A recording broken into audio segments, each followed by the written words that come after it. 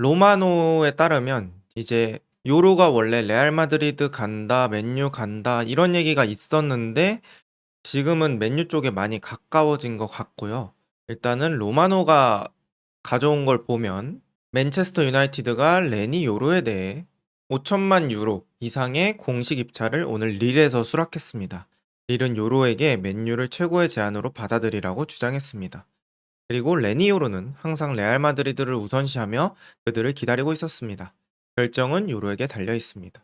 어, 클럽 측에서 릴 측에서는 맨유의 제안을 수락을 했고 이제 요로가 레알을 고를지 맨유를 고를지 뭐 요렇게 얘기를 하는 것 같아요. 그래서 요로가 여러 클럽에서 되게 인기가 많았는데 결국에는 선수 본인도 뭐 레알 마드리드를 원한다 이런 식으로 뭐썰 같은 게 흘러나왔던 걸 보면 막 레알 마드리드로 거의 좁혀지고 있었는데 음 맨유가 나중에 치고 들어온 느낌입니다.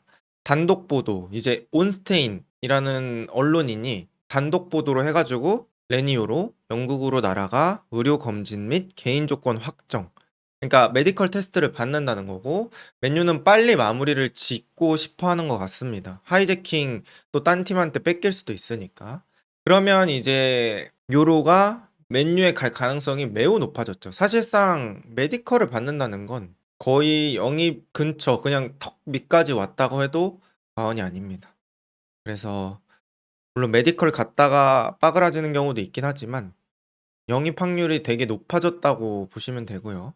키는 190 그리고 나이가 2005 년생 11월 월이에요. 그래서 아직도 이제 18 살이고요 만으로. 그리고 리그왕에서 32 경기에서 30 경기 선발을 했고 뭐 2,600분 정도 뛰었는데 레니 요로의 가장 특이점은 지난 시즌 리그왕 리그 베스트에 들어갔어요. 센터백으로는 마르키뇨스랑 요로가 두 명이 이제 리그 베스트 들어갔거든요.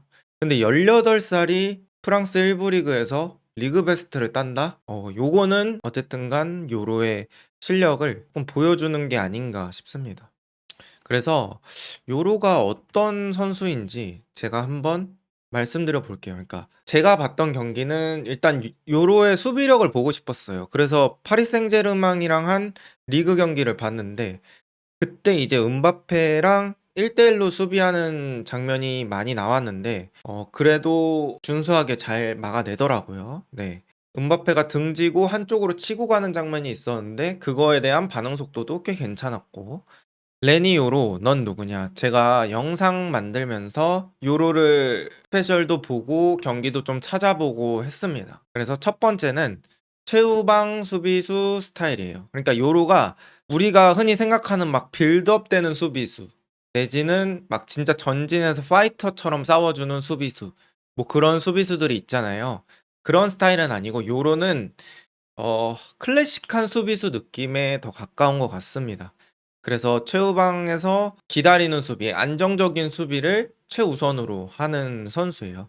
그래서 제가 아까 말한 두 번째 특징이 나오죠.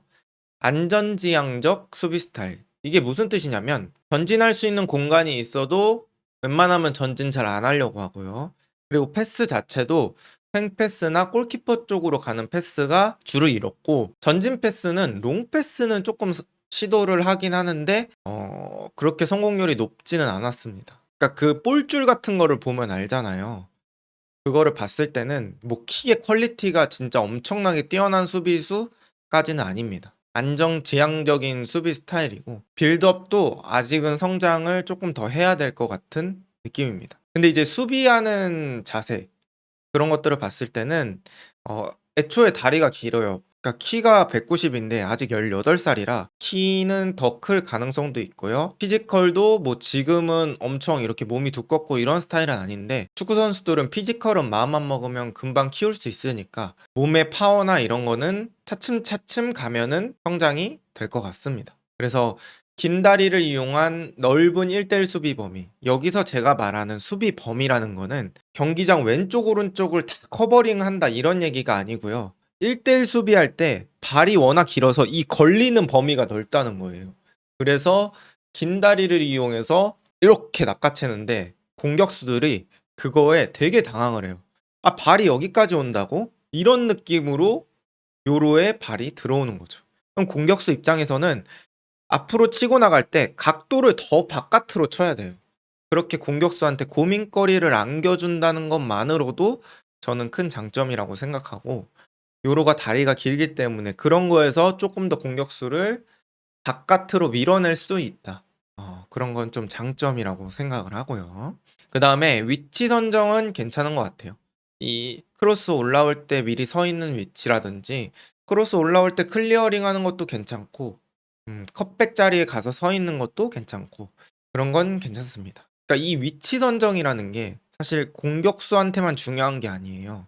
수비수도 공이 올라올 자리, 그리고 내가 커버할 수 있는 정도의 위치에 서 있어야 그게 되는 건데, 요로는 그런 면들이 되게 괜찮았던 것 같습니다. 그리고 빌드업 능력은 아까 말씀드렸듯이 롱패스를 꽤 많이 시도하긴 하더라고요. 근데 정확도가 뭐 반다이크나 아놀드 뭐 이런 선수만큼 좋지는 않았고요.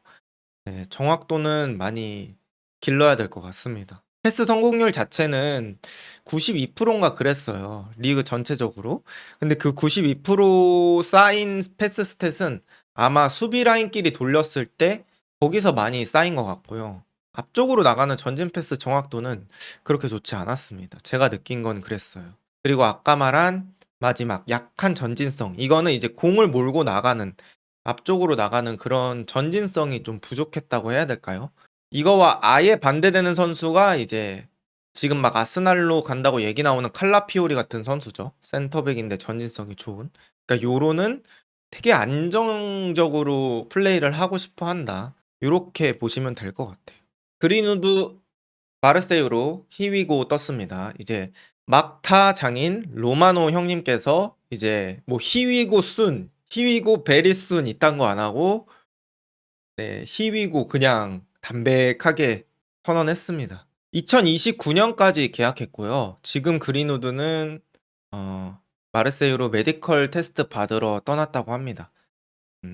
이적료 3천만 유로고, 저는 이 뒤에가 되게 중요하다고 생각합니다. 50% 세론 조항.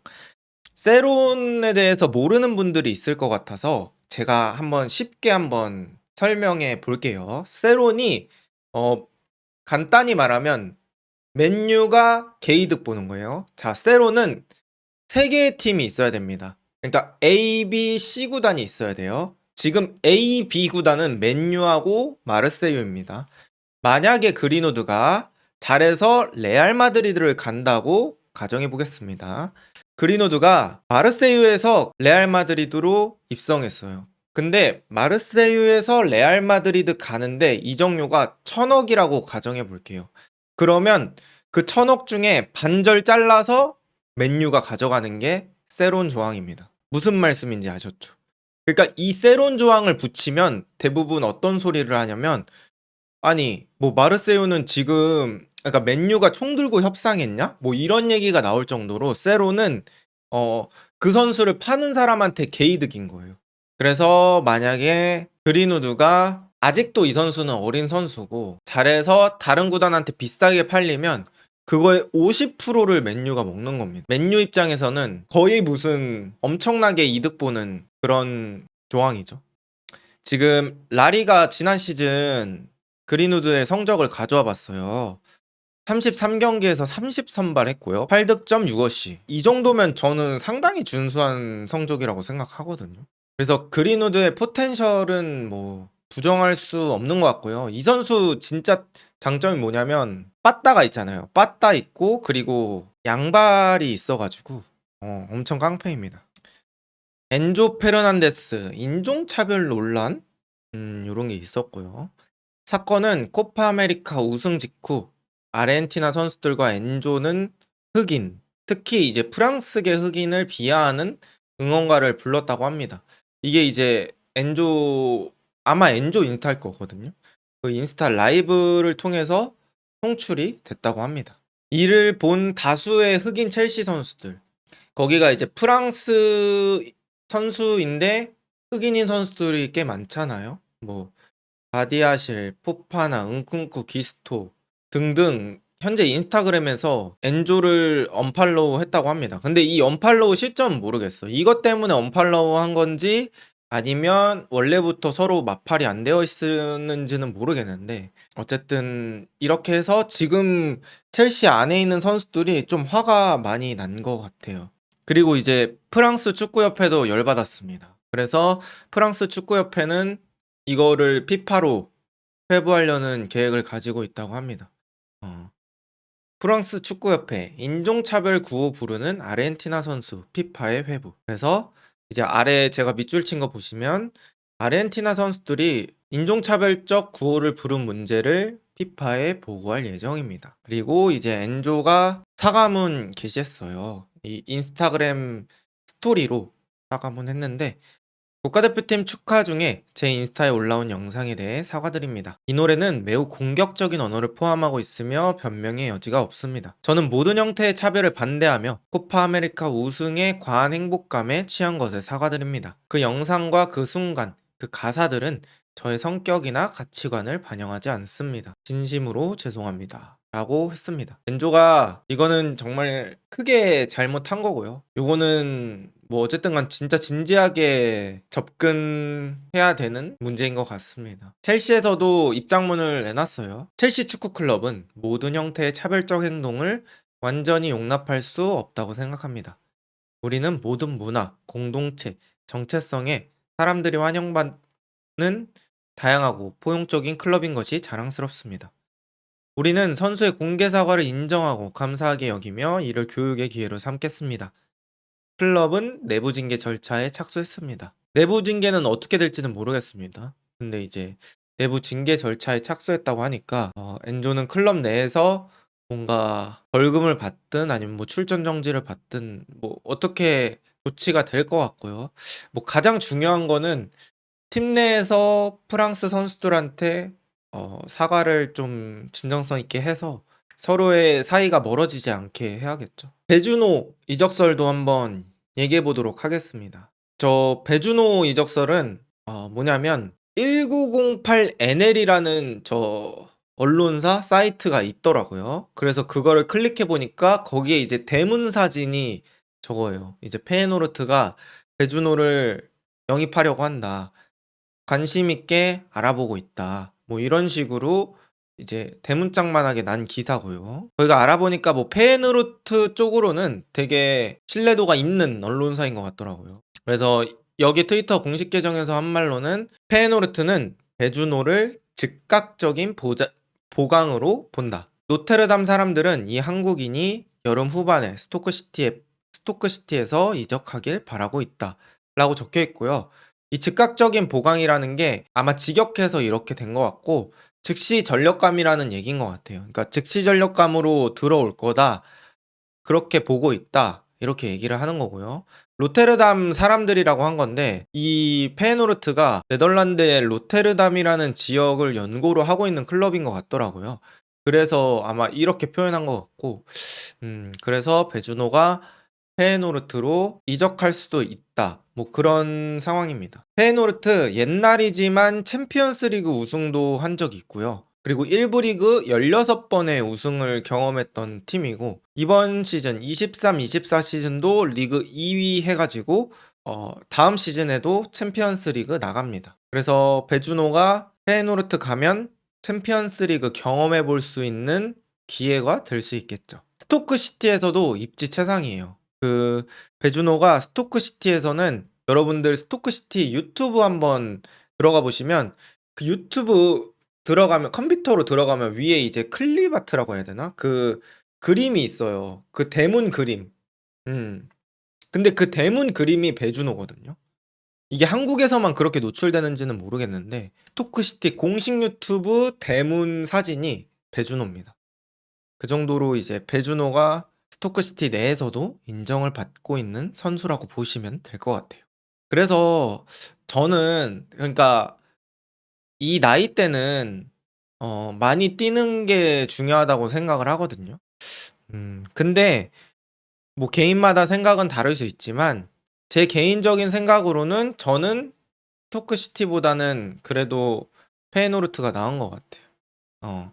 사실 배준호가 스토크시티에 있는 이유도 더 큰 클럽을 가기 위해서 있는 거잖아요.